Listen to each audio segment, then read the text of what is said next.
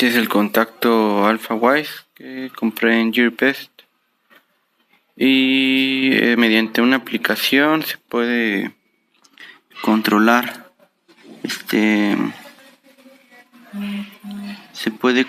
para programar horarios, para mandar, para prender o apagar equipos mediante horarios se puede programar, y según esto funciona con Alexa. Entonces lo voy a probar y a ver qué tal. Este es el manual y aquí dice cómo usarlo.